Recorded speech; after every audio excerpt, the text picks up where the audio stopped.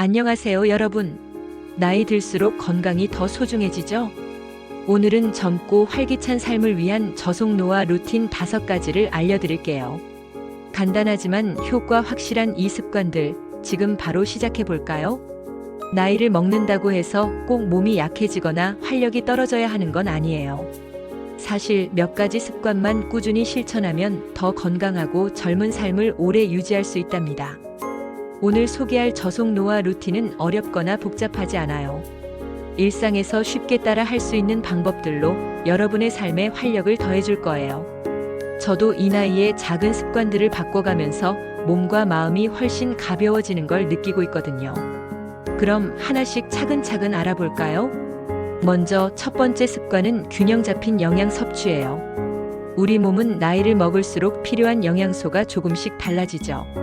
예를 들어 뼈 건강을 위해 칼슘과 비타민 D가 중요하고 근육을 유지하려면 단백질이 필요해요. 하지만 너무 어렵게 생각할 필요는 없어요. 매일 아침 간단한 샐러드를 챙겨 먹거나 견과류 한 줌을 간식으로 드셔보세요. 특히 색깔이 다양한 채소와 과일을 골고루 먹으면 항산화 효과가 있어서 세포가 늙는 걸 늦춰준답니다. 제가 좋아하는 방법은 아침에 스무디를 만드는 거예요. 바나나, 블루베리, 시금치 한 줌, 그리고 우유나 두유를 넣고 갈아 마시면 든든하고 영양도 꽉 차거든요. 여러분도 집에서 쉽게 해보실 수 있죠? 그리고 물을 자주 마시는 것도 정말 중요해요. 하루 1.5리터에서 2리터 정도, 찬물보다는 미지근한 물이 몸에 부담이 적답니다. 저는 물병에 레몬 조각이나 오이 슬라이스를 넣어서 마시는데 상쾌하고 맛도 좋아서 물 마시는 게 더 즐거워지더라고요. 또 식사할 때는 천천히 꼭꼭 씹어 먹는 걸 추천드려요. 소화도 잘 되고 음식의 맛을 더 잘 느낄 수 있거든요. 예를 들어 저는 밥을 먹을 때 20번 정도 씹어보려고 노력하는데 처음엔 어색했지만 이제는 습관이 됐어요. 그런데 영양을 챙기다 보면 떡볶이나 치킨 같은 맛있는 음식에 끌리기도 하죠. 저도 젊었을 때 매운 음식을 정말 좋아했는데 나이 들수록 속이 좀 쓰리더라고요. 그래서 저는 일주일에 한두 번은 좋아하는 음식을 즐기되 평소엔 신선한 재료로 요리하려고 노력해요. 예를 들어 된장찌개에 채소를 듬뿍 넣거나 생선을 구워서 밥과 함께 먹으면 맛도 좋고 건강에도 좋아요. 된장이나 고추장 같은 발효식품은 장 건강에도 도움을 준다고 하니 우리 전통 음식을 챙겨 드시는 것도 추천드릴게요. 혹시 여러분이 좋아하는 건강 레시피가 있다면 댓글로 공유해주세요. 두 번째 습관은 가벼운 운동이에요. 운동이라고 하면 헬스장 가서 땀 흘리는 걸 떠올리실 수도 있는데 꼭 그럴 필요는 없어요. 시니어 분들께는 무리 없는 운동이 최고예요. 예를 들어 하루 20-30분 정도 동네를 산책하거나 집에서 스트레칭을 하는 것만으로도 큰 차이를 만들 수 있답니다. 산책할 때는 편한 신발을 신고 공기가 좋은 공원이나 강변을 걸어보세요. 저는 아침에 동네 공원을 돌면서 새소리 듣는 걸 좋아하는데 기분까지 상쾌해지더라고요. 혹시 날씨가 안 좋을 때는 집 안에서 음악을 틀어놓고 가볍게 몸을 움직여보세요. 좋아하는 노래에 맞춰 춤추듯 걷는 것도 재미있답니다. 만약 관절이 약하거나 걷기가 조금 부담스럽다면 의자에 앉아서 할 수 있는 운동도 좋아요. 예를 들어 앉은 상태에서 다리를 천천히 올렸다 내리거나 팔을 쭉 뻗어 스트레칭하는 거예요. 유튜브에 시니어 스트레칭이나 의자 운동 영상을 검색해보면 따라하기 쉬운 동작들이 많답니다. 저는 최근에 의자 요가를 시작했는데 허리와 어깨가 훨씬 유연해지더라고요. 중요한 건 꾸준히 하는 거예요. 하루에 10분이라도 움직이면 혈액순환이 좋아지고 근육도 튼튼해져서 넘어지는 걸 방지할 수 있죠. 운동을 시작할 때는 작은 목표를 세우는 것도 도움이 돼요. 예를 들어 이번 주엔 매일 15분 걷기 같은 거요. 목표를 달성하면 스스로에게 작은 선물을 주세요. 저는 산책 후에 좋아하는 차 한 잔을 마시며 뿌듯함을 느끼곤 한답니다.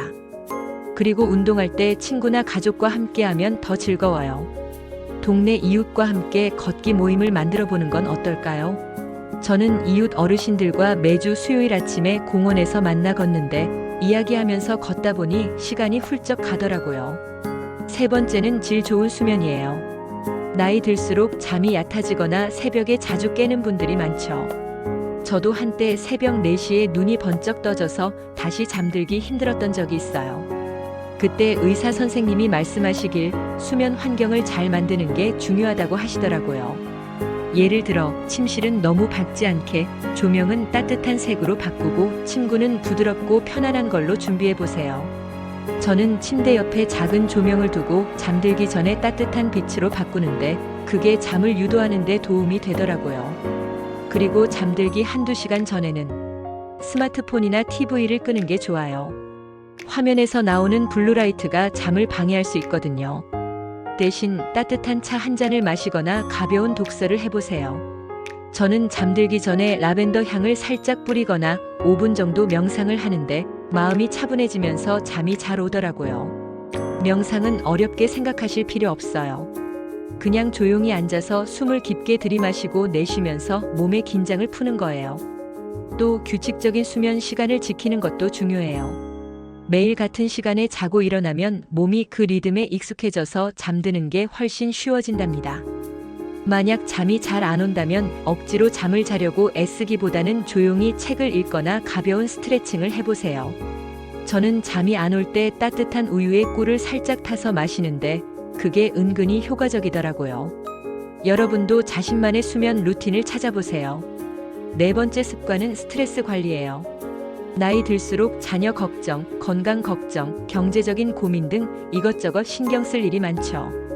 스트레스는 우리 몸을 빨리 늙게 만드는 주범이에요. 그래서 마음을 편하게 가지는 게 정말 중요하답니다. 제가 좋아하는 방법은 자연과 시간을 보내는 거예요. 집 근처 공원에서 나무를 보거나 꽃을 가꾸면서 마음을 다스리곤 해요. 혹시 반려식물을 키워보신 적 있으신가요? 작은 화분 하나만 키워도 매일 물 주고 잎을 닦아주면서 마음이 평온해지더라고요. 저는 베란다에 고무나무를 키우는데 새잎이 나올 때마다 작은 성취감을 느끼곤 해요. 또 다른 좋은 방법은 취미 생활이에요. 그림 그리기, 뜨개질, 노래 부르기, 뭐든 좋아하시는 걸 찾아보세요. 저는 최근에 색칠 공기놀이를 시작했는데 색연필로 그림을 채우다 보면 시간 가는 줄 모르고 스트레스도 풀리더라고요. 혹시 악기를 다룰 줄 아신다면 간단한 멜로디를 연주해 보는 것도 좋아요. 저는 젊었을 때 배웠던 피아노를 다시 꺼내서 간단한 곡을 치는데 옛 추억도 떠오르고 기분이 좋아지더라고요. 그리고 마음이 무거울 때는 누군가와 이야기를 나누는 것도 큰 도움이 돼요. 친구나 가족에게 전화해서 소소한 일상을 나누거나 동네 모임에 나가서 사람들과 수다를 떠는 거예요. 저는 동네 경로당에서 만난 친구들과 매주 차 한잔 하면서 이야기하는데 그 시간이 제게 큰 위로가 되더라고요.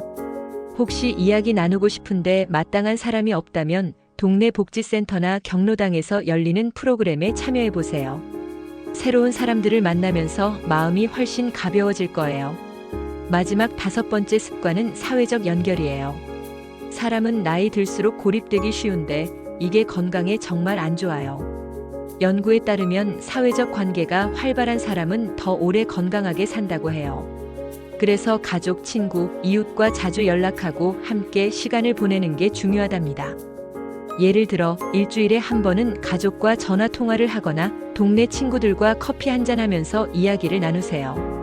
저는 손주들과 영상 통화를 자주 하는데 그 녀석들 웃는 얼굴 보면 저도 모르게 미소가 지어지더라고요. 만약 혼자 사시거나 외출이 어려우시다면 요즘은 온라인으로도 사람들과 연결할 수 있는 방법이 많아요. 예를 들어 시니어 커뮤니티 앱이나 온라인 독서 모임 같은 걸 찾아보세요.